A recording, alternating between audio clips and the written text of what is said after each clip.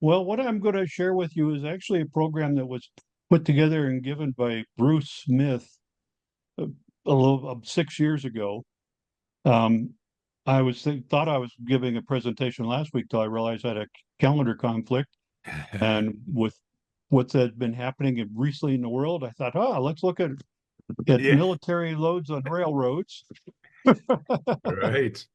And I've got something a little bit longer, but this is Bruce is a fellow I know from Alabama, and he models World War II military trains. That's and so this is a presentation he did, and we'll see how this works.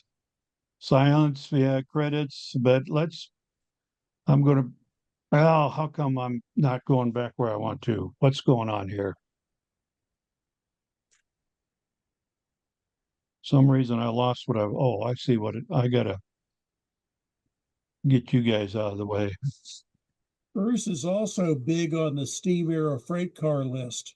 Yes, he is. That's where I know him from a lot. But let's see, he's anonymous photographers. Yeah, but anyway, he it takes photos. He gathers photos like these. These are a string of Stuart light tanks on flat cars, and then he finds appropriate HO models, and he makes models of what he sees in the flat. On these are I'm going to have to interpret. He's got fairly decent notes here, but I don't know exactly what these are tanks that were done by Heiser. They're M5s, if that means anything to you. And the flat car, he's a big Penzi modeler, and the flat car is a Penzi FM from Finaro and Camerlengo. So here is a M4A1 on Stewart, a Grand it's Grand. Sherman. What's that? It's a Sherman. Is it a Sherman? Yep. Well, that's good to know. He calls it an M4A1. Well, that's the model designation, but the name is Sherman. Okay, the Sherman tank. It's on a Grand Trunk Western flat car, and he says, note the serial number and then the tie downs. Um, and then of course all the blocking. And if you're a modeler at all, these are what's fascinating about some of these photographs is heavy equipment on flat cars and how it's tied down or noted. So here is a port of embarkation where they're loading Shermans off the flat cars onto transport um, vessels. That's a Stewart hanging in the air. Was it? It's Uh, a that's an M5 hanging in the air. okay. Well, you want me to just click the pictures and you can. No, not really. Okay. Just giving you some. Okay. I So let's spent 12 see. years I'll in the go Army.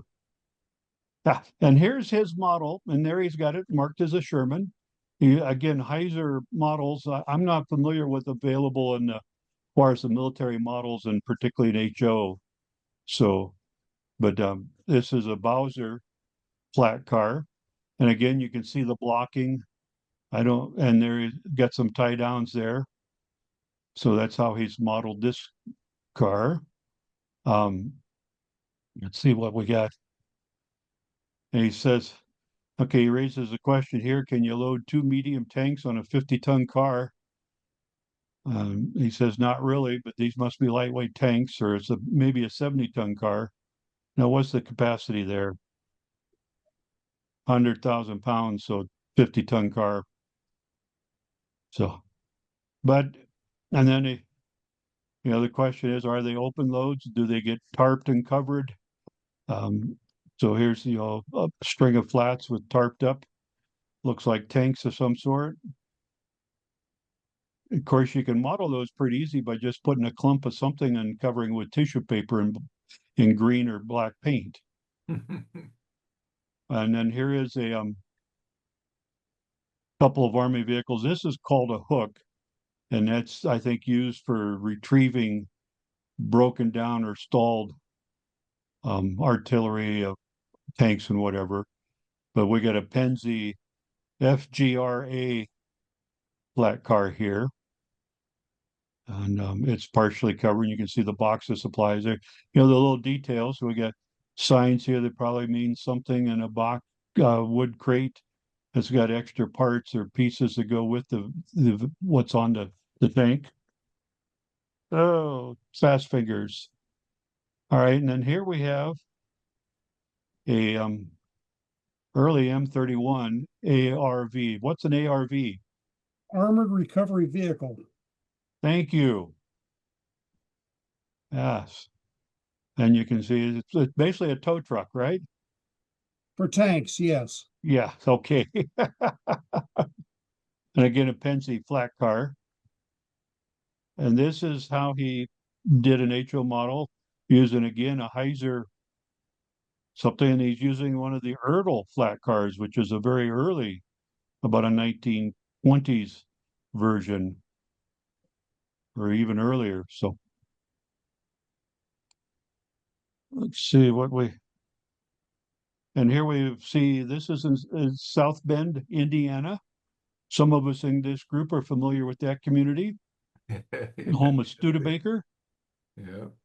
And Studebaker apparently built a lot of trucks during the war effort. So here we've got a gun and a flat car loaded with a couple of the Studebaker soft top U6 tractors. Hmm. And of course, look at all the other guns and flats just stacked up with crates, all probably going to the war effort. Yeah. And this was his model using an auto car. Apparently could not find a model for the Studebaker, but and you're using the red caboose 42-foot flat car for the WWII. But again, the blocking and the tie downs. So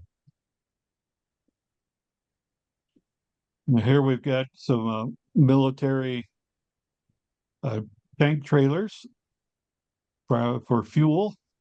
And again, look at the blocking and all the chains and tie downs. This is prior to doing a lot with trailer on flat car. So they were still doing a lot of heavy blocking, a lot of chains. And he's got a little information here about the back of the photo. Semi-trailer, 6-ton payload, 10 two-wheel fuel tank, 2,000 gallon. So, and here is the diagram from the AAR book about how you tie down block and all the chains, etc. So you can get this pretty exact if you want to for a 2,000 gallon tank trailer. And then here's a model using some Roco tank trailers and a Lifelike PK2 or Proto 2000 Chicago Northwestern 52-foot flat.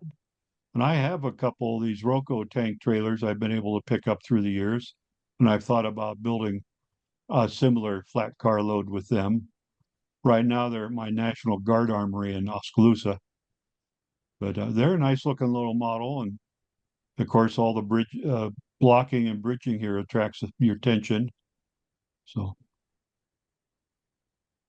then we get into, here's a couple of Army trucks and a red and gone. Is my Army expert there to tell me what kind of trucks these are? They look like deuce and a halves. Deuce and a halves. And the second one here looks like it's got a platform turret for machine gun mount. It's got a ring mount for a 50 cal. 50 caliber. Okay. I'm glad you're with us. Yeah.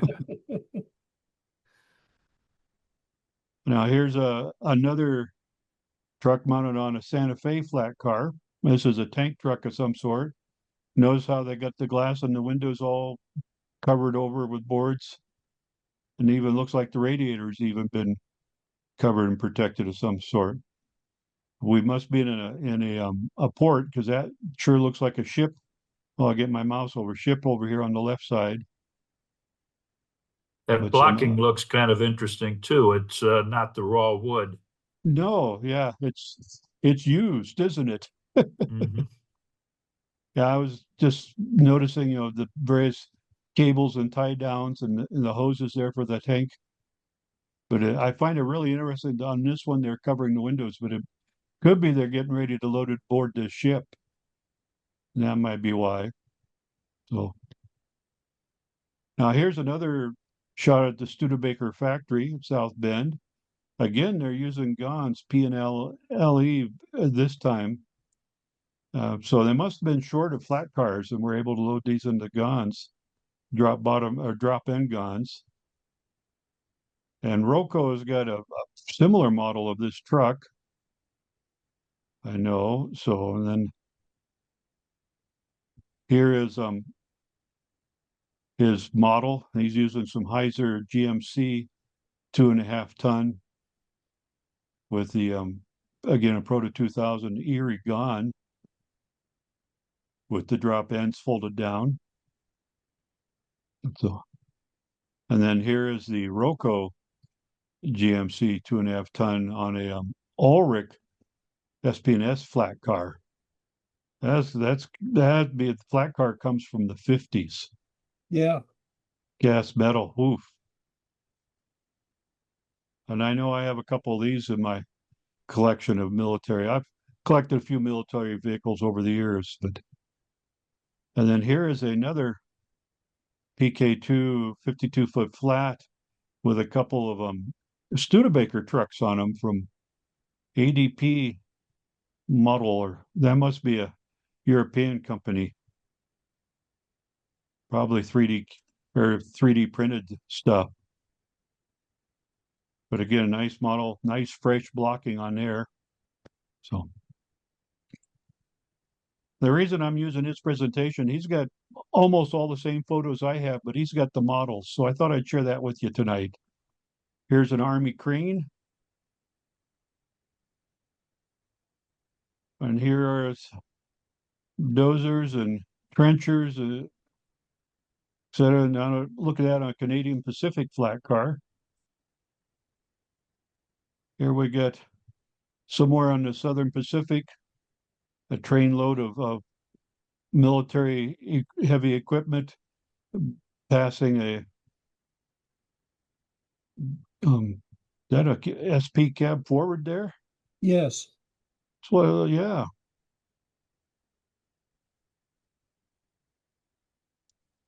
And then here we got another shot looking back at that, all that military hardware. And here's another shot, a couple dozers on a flat car, and then an aerial view showing numerous flat cars with dozers on them. And then this is his model. He's using the Woodland Scenics road grader and crawler tractor on another Proto 2000 52-foot flat car, a nickel plate one. So, and I know I've built both of these Woodland Scenics models. They take a little bit of cleaning up, but they really make a pretty decent early construction equipment or Army equipment. Now here we've got some a Great Northern flat car with some Dodge trucks that are being set up to the Alcan Highway, the Alaskan Canadian Highway, for construction up there. You can see these are all getting chain platforms there, so they're getting ready to load. Notice how the trailer is sitting in the bed of the trucks. I'm Heavy looking at the duty. track. I see, it looks like temporary track. It does. You're right. So it might have been put in just for the loading process here. If you look a few flat cars down, is that a truss rod flat car? Right. Yes, you're right. Right in there. We got a couple of deep belly or fish belly Great Northern flat cars here, and then we got a truss rod, and then Yeah, you can study these photos and see stuff just, okay, here are the hoops for putting the canvas top up on top of this truck once they get the trailer off of it. Lots of interesting detail. But Bob, I think you're right. That looks like temporary track. I wonder if maybe they're getting ready to unload this stuff up in Alaska or Canada. It's in Canada, so maybe that's where they're unloading it. So, but let's see what he did for a model. Here he's got some Heiser ambulances mounted on some Finaro and Camerlengo flat car. Again, a nice fresh cut blocking there. Now, let's look at Jeeps. Here is a flat car with Jeeps double stacked on there. I think there's something like 16 Jeeps on that flat car. And the Jeeps, you can see where they've got the windshield's protected by some sort of a wood box around it. And look at all the straps and tie downs. So, yeah, there's the braided windshield and then see here's another shot of a flat car, Chicago Great Western, with just 8 Jeeps, just one layer. You can see the windshield's folded down and the blocking there. Doug, that prior photo, I think it was both windshields, the top and bottom cars. Oh, yeah, I can see the double loops there now. Yeah, Yep, you're right.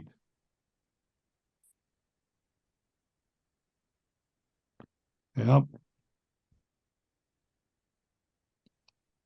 And then stuff getting shipped overseas, Willie's Overland Jeep all crated up. You know, every once in a while you hear a rumor about somebody come across some of World War II Jeeps still crated and brand new, right? You know, I wish you could buy one for the price. Here's his model. He's using another Proto 2000 52-foot flat car Sioux line this time. And he's using Heiser Jeeps. He got 16 of them on there. So those were 3D printed. Don't want to know how much he spent for that load. So now here we're getting into, this is one of the big guns. We're in a couple of the Pennsy big gun flat cars. They're 30 footers, heavy duty, and we got a GG1 there over here on the head. And you notice this has got a center mount on each flat car, and then the gun is hanging over a third flat car. This is how he modeled it. This is a 50 caliber gun tube, he calls it, and then a Crown Custom Import Railworks 30-foot flat cars, the F-22s. Roundhouse makes a very similar flat car. I think it's a Milwaukee prototype. Milwaukee also had these short 30-foot flat cars for hauling military guns out to Bremerton, Washington. But you can see how they're mounted just in the center, and they can swivel, and then they hang over a third gun or flat car. Just to mix an interesting load. Here we got a German anti-tank gun. They must have captured and hauling back to somewhere to be studied. I noticed the youngster here, and well, he's standing over here watching everything, and there's his bicycle probably laying there. So now we're getting into, we'll buy war bonds painted on the side of the tank. It's so okay. DNLW station is Scranton, Pennsylvania. LVT. What's LVT? Is that for transporting troops? Landing vehicle tracked. Okay. Thank you. And here's another one on an SP flat car. Now, in that case, it might be a landing vehicle tank because it's actually got a turret on it. Mm-hmm. Yeah, I see that. So let's see, and then Architect apparently is doing a model of that, yeah, turret with a 75 millimeter howitzer. So it looks like he had, at this time, he hadn't got these painted yet and put on a flat car. So I'm sure he does by now.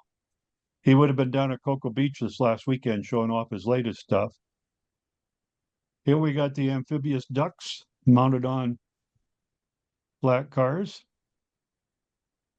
So if you go to the Wisconsin Dells, you can ride one of these things, I believe. Yeah, that's right. Yep. And this is how they moved them. It's just,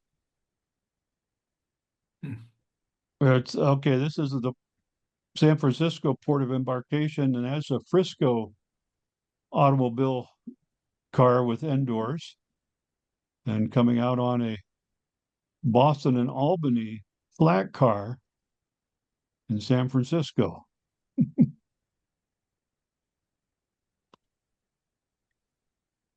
Well, moving on to the model.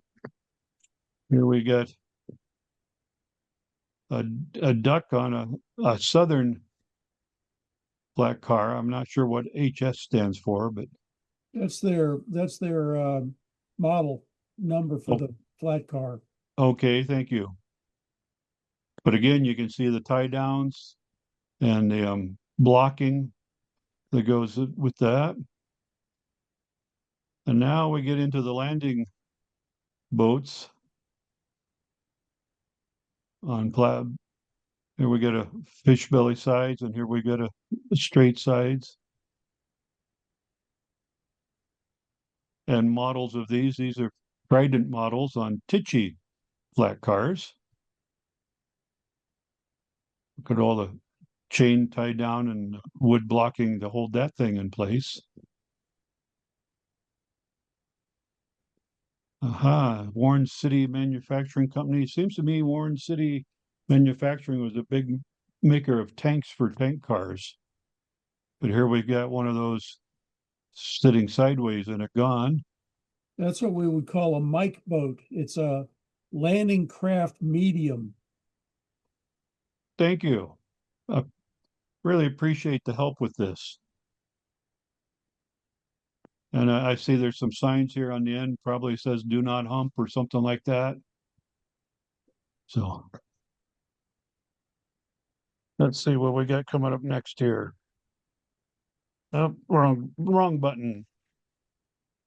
Okay, here's we're at Potomac Yard, Seaboard flat car. Getting ready to transfer these to. I remember my father-in-law talking about he got sent into Chicago and they rode something like this down to Chicago River, Illinois River, down to Mississippi to the Gulf where they were put up on ships to take. He was in the Pacific Theater during World War II. And they had to, whatever the signal mast tower, whatever they had to fold down to get underneath bridges and all that kinds of fun stuff. So here we got some more Army, he calls them tugboats, and suggests that Sylvan models might be making, Sylvan does resin casting of a lot of vehicles and boats, that they might have something that could be used. But look at the blocking and tie downs to hold this in place, plus whatever's on this flat car. That's the superstructure for the boats. It sure is, isn't it? Well, you can tell I don't know much about boats.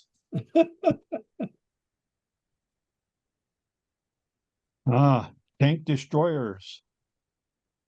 Rocco must make them. That's an IHB flat car. Can't make out the other one.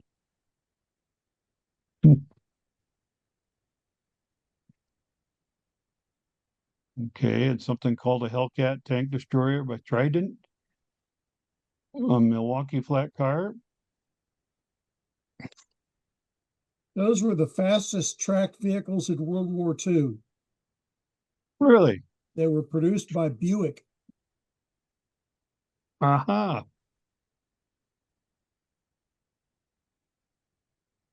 Here we are at Massey Harrison for rebuilding.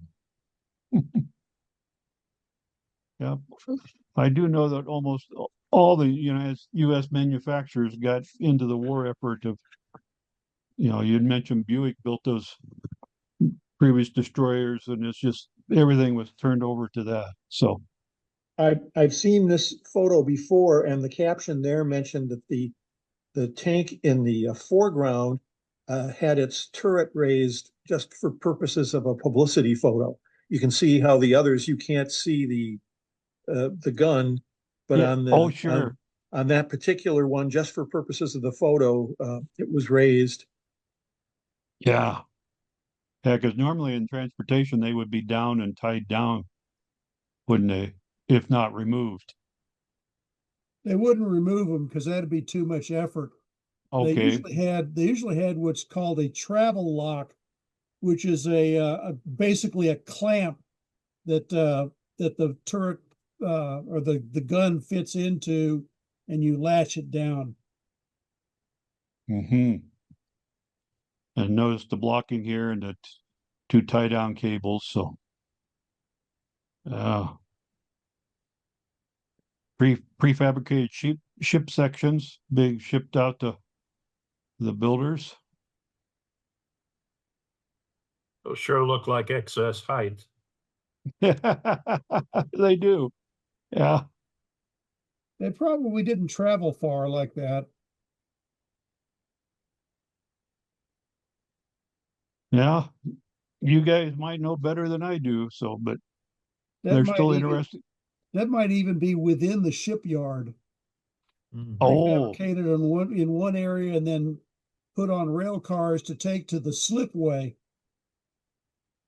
good point. Yeah. So, and here's oh yeah, Long Tom Rocco. I have one of these. I still think I still got the pieces of it in my collection. Had one as a teenager or kid, mounted on a Chicago Northwestern flat car there. Norfolk and Western behind it. So, okay, here's some Rocco half tracks on another P2K flat car.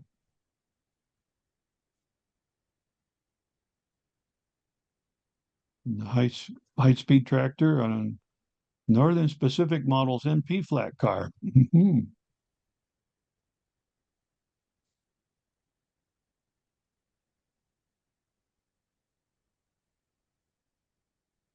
Oops, missed one. Okay, and then an Army bus on a Canadian Pacific flat car. And his note here about Canadian flat cars for military loads were rather rare in the U.S., but it's been documented. So,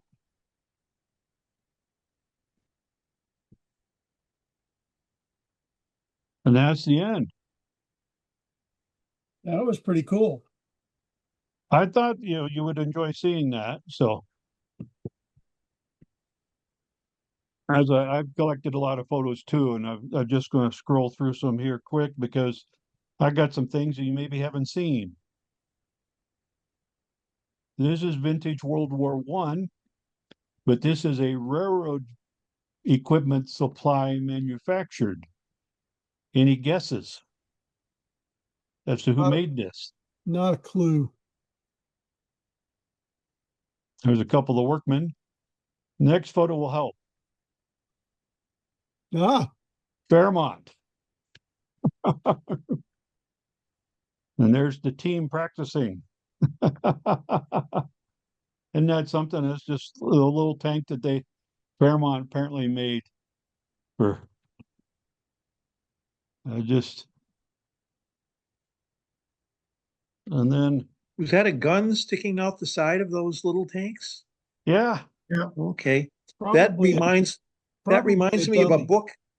I had a book as a kid about Tom Swift and his tank, and all the drawings in that book were of World War One, and they looked like that, but they were much bigger. yeah, sure. That's I probably a found, dummy gun.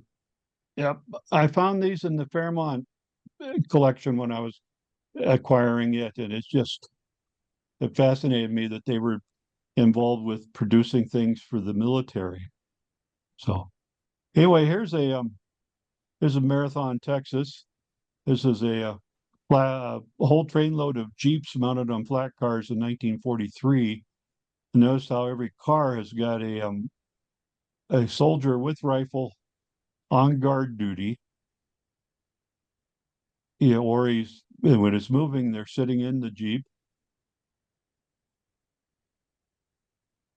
as they meet another train coming. It's just this series of photos. But then again, here's some of these mounted Jeeps.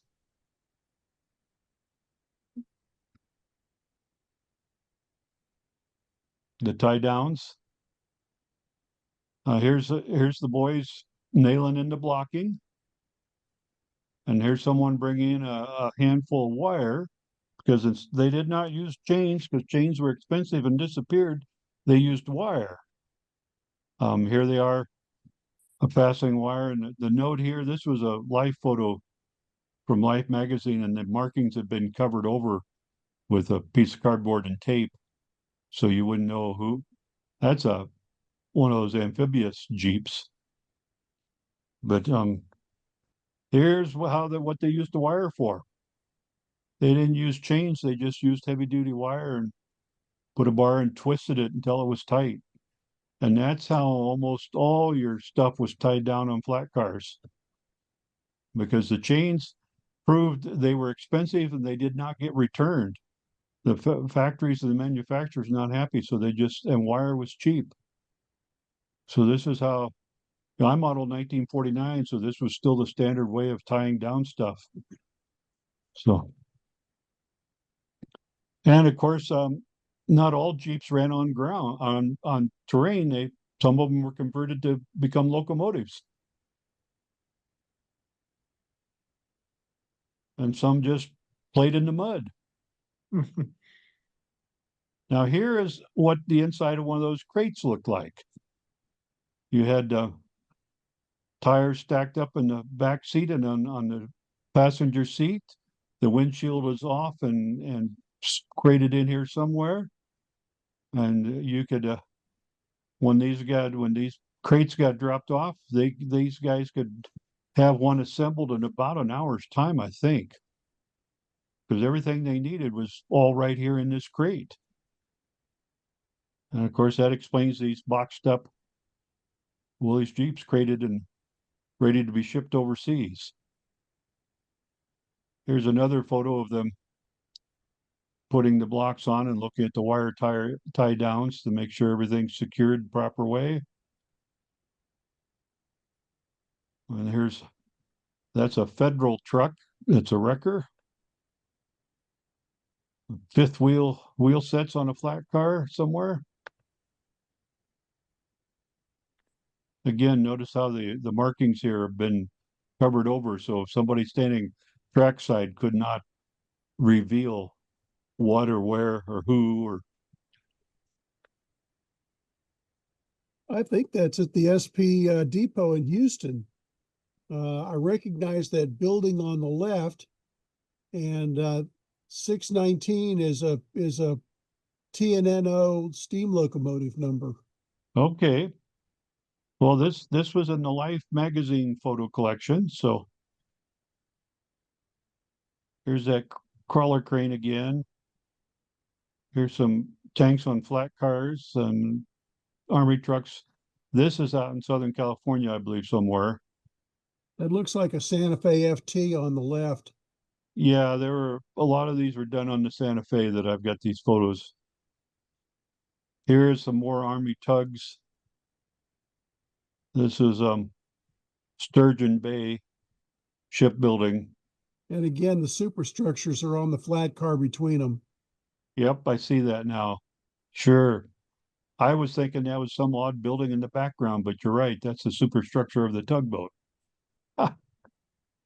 So this being Sturgeon Bay, that would be the Anape and Western Railroad that would Ah, take it to where it interchanges with the Green Bay and Western. That was its only connection.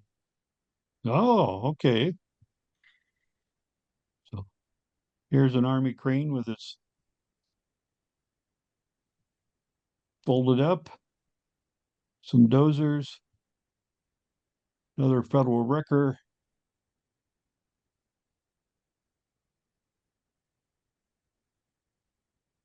GMCs. Changing the guard for that duck.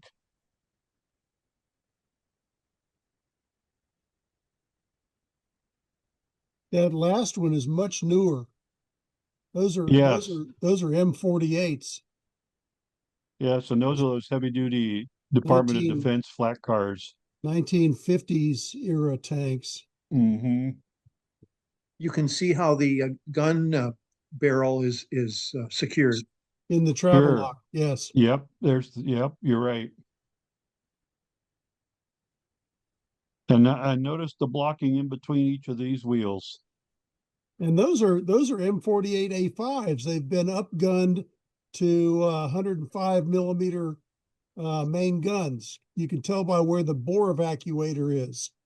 That larger diameter just left of the travel lock. Right here. Yeah. I don't see what you're pointing at. Oh, But the original guns on M48s were 90 millimeter. Yeah, right there. And the bore evacuator was at the end of the barrel. And the 105 millimeter guns had the bore evacuator there. The bore evacuator pulls smoke out of the barrel when you fire the gun. mm. It's also a heavy duty Department of Defense flat car. Yep. Yeah, Yep. those were built in the 50s, I think. I think So- Rocco made a model of those, didn't they? Yes. Yes, because they're a full truck. Aha. Here's some Shermans on an IC flat. There's some. That's also later. That's an M59 armored personnel carrier on the right. I'm not sure what the howitzer is on the left. Probably a self-propelled 155 or maybe even an 8-inch. Mm-hmm.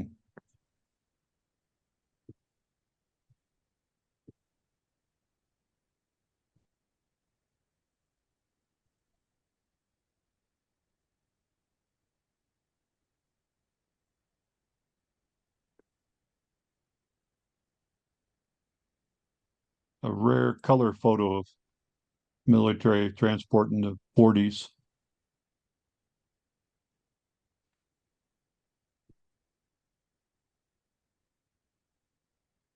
There's that same train at Marathon, Texas with the guards.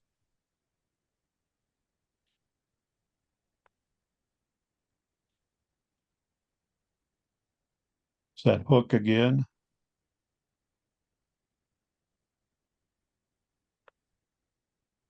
Fascinates me how the blocking and the tie downs were all done on to secure this crane.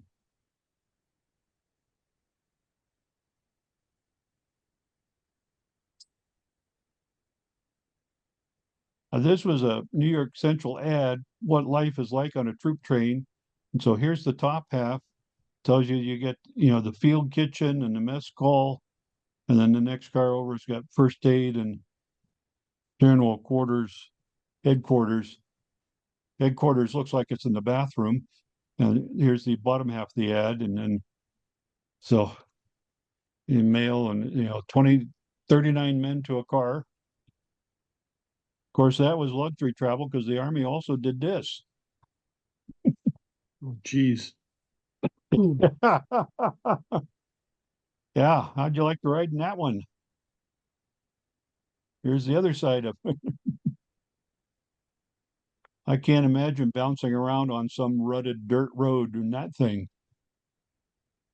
Shoot, they still use those at Fort Polk when I was there in 1975.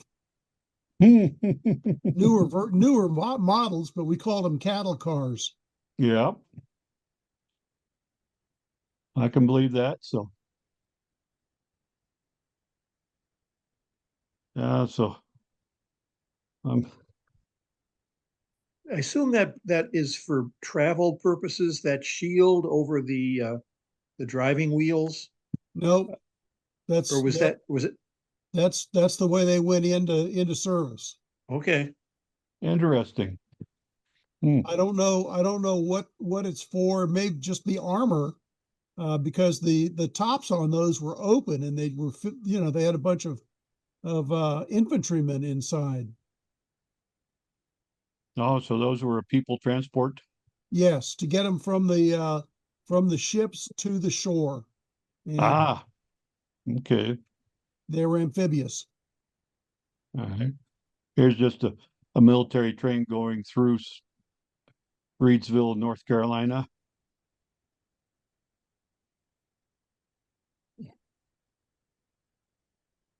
Naval aircraft salvage trucks.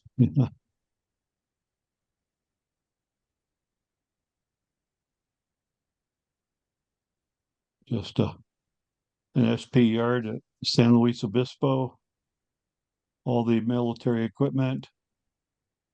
Here's a Santa Fe train. Here's that Studebaker shot again. And another Studebaker.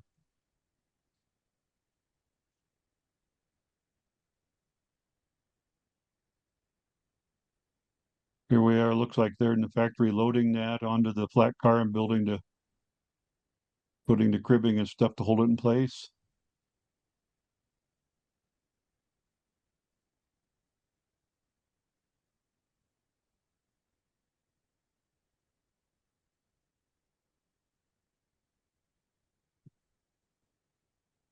Notice the two guys sitting in the back of this one truck on the flat car.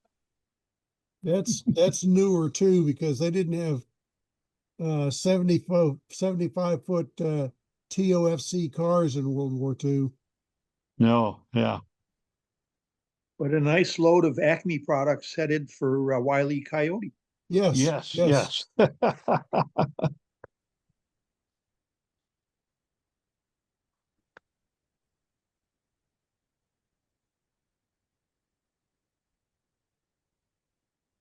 Interesting. These Jeeps have all been run.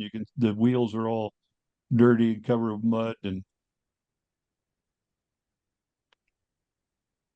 there's those Army tanks again. They did That's not use depressed center flats too often, but occasionally they did.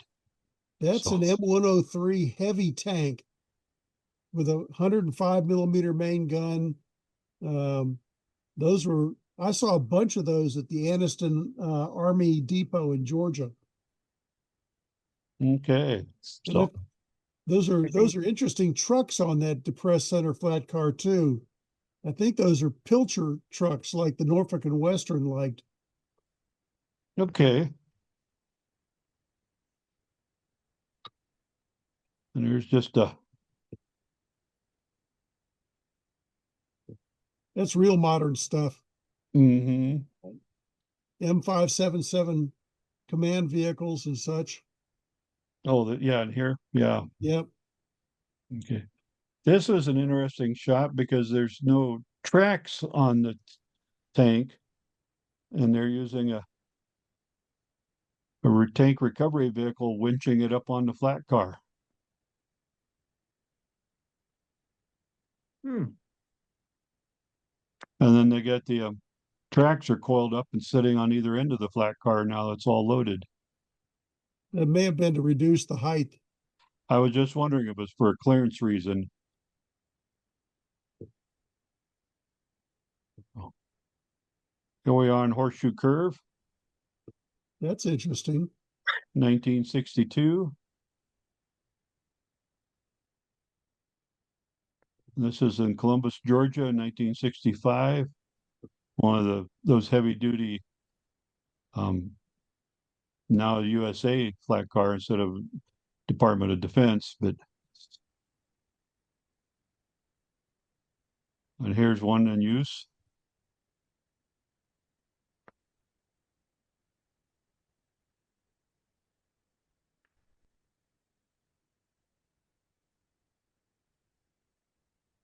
Here we are in Ah. the Cedar Valley, Waterloo, Cedar Falls, and Northern, I'll be darned. um, hauling Dart brand trucks out of Waterloo. World War One. Mm-hmm.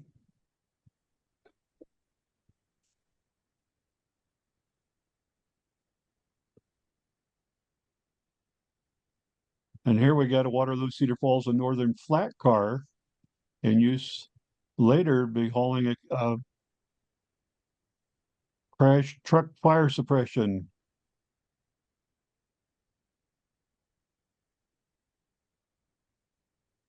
We just get back to this was a very interesting one. Can you guys explain this one to me? Field expedient method of getting across a ditch. Yes. You don't see too many dual front wheels. No, that's what's so intriguing.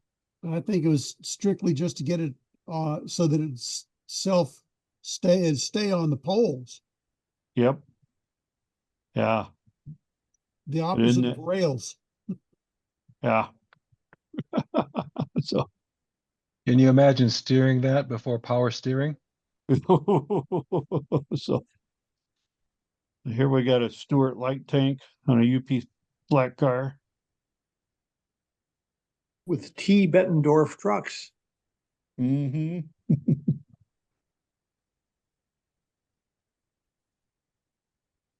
There's a duplicate shot there. Okay, there's a Half tracks. okay, here's a Clearfield, Utah. This was a naval supply depot. They one of 58 they had there, and it's with gear loaded for the Pacific coast.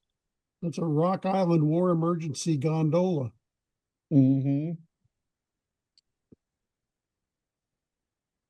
There's that again. Okay.